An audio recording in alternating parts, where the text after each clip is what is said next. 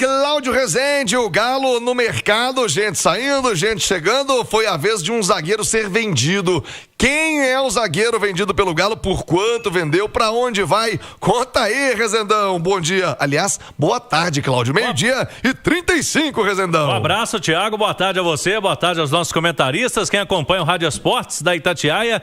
Nesta quinta-feira, Thiago, o zagueiro Bruno Fux não retorna ao Atlético. O Palmeiras exerceu o direito de compra que estava previsto no contrato dele de empréstimo. Ao final do contrato, o clube tinha essa prerrogativa. Se pagar o valor, fica com o atleta. E o Palmeiras exerceu o direito de compra na casa dos 4 milhões de euros. Essa negociação ela vai ser parcelada, os valores não vai cair de uma vez para o Galo não, mas é o valor total da negociação, 4 milhões de euros. Bruno Fux vai ser jogador em definitivo agora do Palmeiras. Em contrapartida, Thiago, o Caio Paulista está sendo devolvido. O Atlético tinha também a prerrogativa de ficar com o jogador em definitivo, que não aconteceu, não vingou por aqui. O Caio Paulista está retornando ao Palmeiras e a informação que se tem lá é que não vai ficar no Palmeiras também, vai ser emprestado novamente. E um detalhe, Thiago, 4 milhões de euros o Galo está recebendo aí nessa negociação com o Bruno Fux. Na época, o Atlético pagou pelo jogador 2 milhões e 700 mil euros. O Galo contratou o Bruno Fux junto ao CSKA Moscou da Rússia. Então, financeiramente, o Atlético teve aí uma valorização, né, do atleta nessa ida dele no empréstimo para o Palmeiras.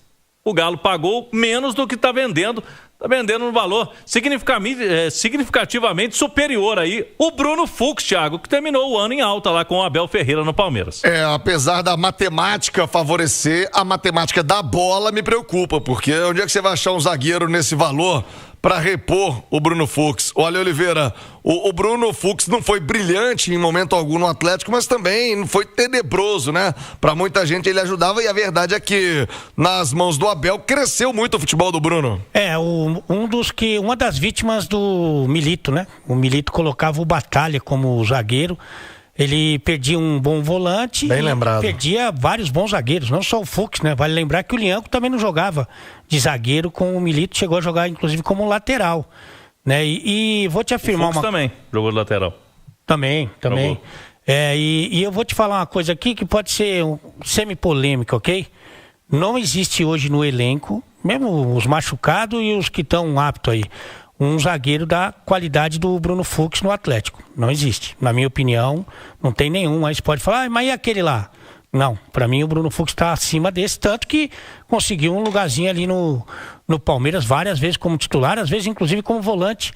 E eu acho que é um prejuízo técnico, embora um acréscimo financeiro aí, mas prejuízo técnico para o Atlético. Boa sorte ao Bruno Fux, que vai seguir no Palmeiras. Agora, Cláudio Rezende, falando em Palmeiras, a diretoria do Atlético está alinhada com a diretoria do Palmeiras, também do Atlético Paranaense, também com a do Botafogo, na questão da grama sintética, Rezendão. E hoje, esses clubes divulgaram uma nota oficial conjunta pela manhã, em defesa do gramado sintético. Além desses times, tem a Chapecoense também, Thiago, subiu, né? Assim como o Atlético Paranaense, a Chape também tem um gramado sintético. Uma nota conjunta, na nota eles falam que reafirmam a posição de defesa da tecnologia adotada de forma responsável, regulamentada e alinhada às melhores práticas internacionais. Abre aspas, em primeiro lugar, é imprescindível reconhecer que não existe padronização de gramados no Brasil. Ignorar esse fato e direcionar críticas exclusivamente aos gramados sintéticos reduz um debate complexo e uma narrativa simplificada, injusta e tecnicamente equivocada. O gramado sintético de alta performance supera em diversos aspectos os campos naturais em más condições presentes em parte significativa dos estádios do país. E na nota fala também que é importante esclarecer que não há qualquer estudo científico conclusivo que comprove o aumento de lesões provocado pelos gramados sintéticos modernos, parte aí da nota desses clubes que possuem em seus estádios gramado sintético. Um detalhe importante, viu, Thiago e amigos? Está sendo feito neste momento na CBF, na sede da CBF, o Conselho Técnico da Série A do ano que vem. E essa nota vem num momento importante, porque muito possivelmente alguns clubes vão tentar, né, Thiago? eliminar gramado sintético na Série A do ano que vem. Envolve muita coisa, né? Tem briga política também nessa história, mas João Vitor Xavier, qual a sua opinião a respeito do gramado sintético, também desse debate que vem pela frente na CBF, João? Eu acho que esse debate tem que passar por duas questões. A primeira questão é a questão legal. É legal? É. Tá na regra do jogo? Tá. Então os clubes têm direito de optar por isso. Segundo ponto, uma questão política que tem que ser analisada nisso. E a questão política passa muito pela posição do Flamengo. E aqui, Thiago, eu quero lamentar, não o fato do Flamengo estar questionando, que é um direito do Flamengo questionar. Eu quero lamentar a maneira com que o Flamengo resolveu tratar o futebol brasileiro. O presidente do Flamengo é um sujeito absolutamente intragável. É um sujeito difícil de lidar, difícil de conviver, de uma arrogância, de uma presunção poucas vezes vista na história do futebol brasileiro. A maneira que esse senhor tem tratado o futebol brasileiro é lamentável. Ele tem o direito, Thiago, de levantar qualquer debate. Isso é legítimo, isso é natural. Democrático, agora, né? A forma que ele faz é muito escrota, Thiago. É muito arrogante.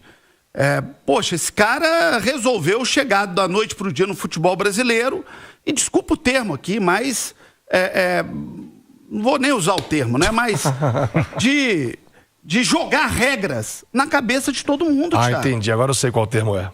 Sabe, assim, não é assim que se constrói as coisas.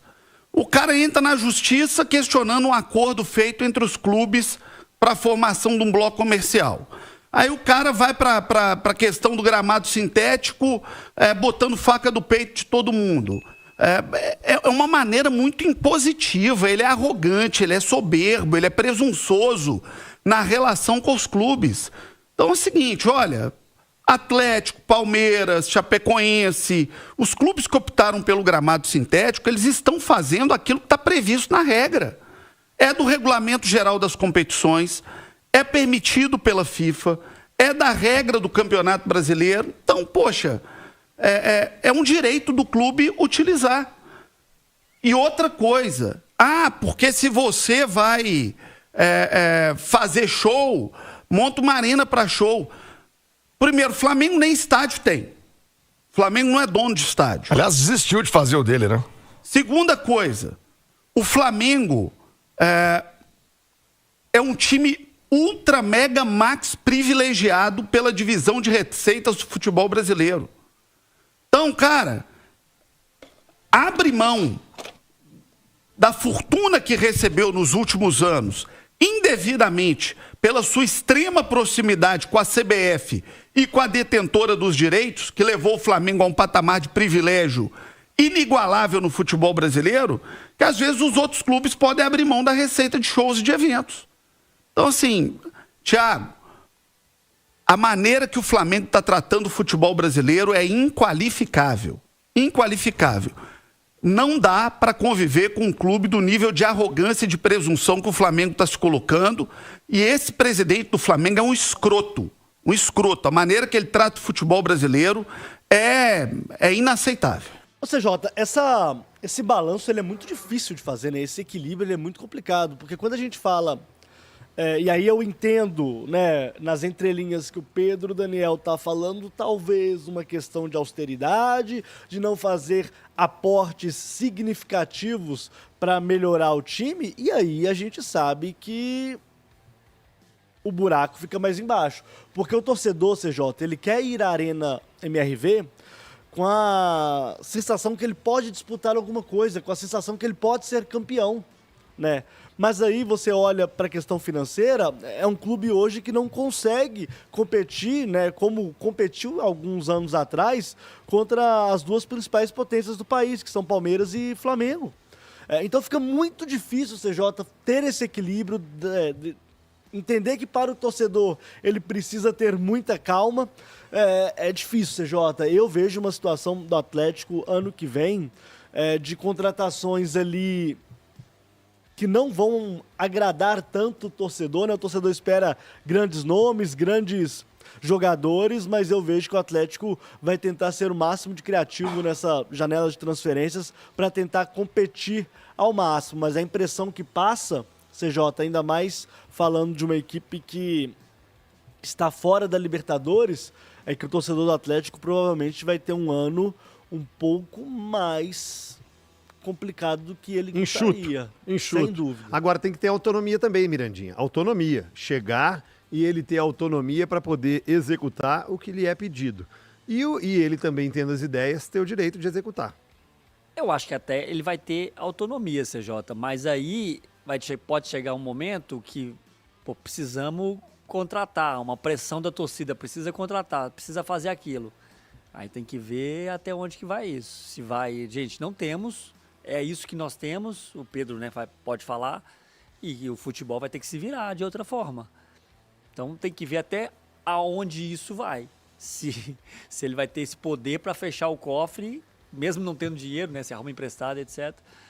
Eu achei tudo muito protocolar, CJ. Eu acho que o Atlético tá com muito receio de não cometer os mesmos erros, né? O Atlético tá tendo cuidado ali no que falar, nas promessas, e fez uma entrevista protocolar. Eu confesso que eu não sei se o Atlético vai fechar o cofre, se o Atlético vai abrir o cofre, se o Atlético vai ter um aporte grande, se vai ter um aporte pequeno, se não vai ter aporte, se vai rodar do jeito que tá, se vai ter contratação, se não vai. Eu acho que foi um meio do caminho ali para tudo, deixou tudo em aberto, para depois ninguém apontar o dedo e falar assim, não, falaram isso ou falaram aquilo. Acho que foi um negócio muito mais protocolar do que esclarecedor, pelo menos para mim. Eu particularmente tive a sensação de pés no chão, tá?